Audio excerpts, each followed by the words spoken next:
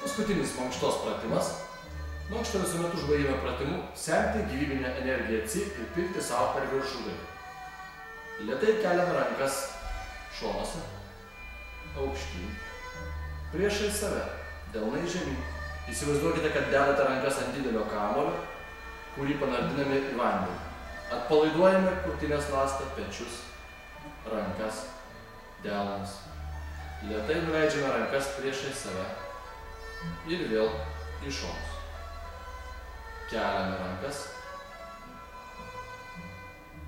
priešais save, dedame ant didelio kamuolio ir atpalaiduodami šonus, krūtinę ir pečius, rankas, atpalaiduojame, leidžiame žemyn, panardiname, įsivaizduojame kamuolį į vandenį.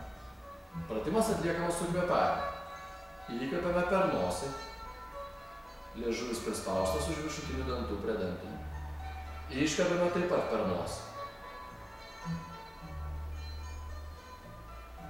Vėl gilus įkvėpimas.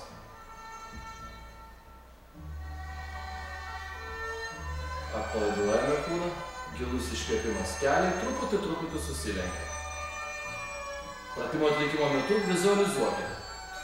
Įkvepiant vizualizuokite, kaip semiate gyvybinę energiją ci iš aplinkos ir pilame savo per viršugalvį.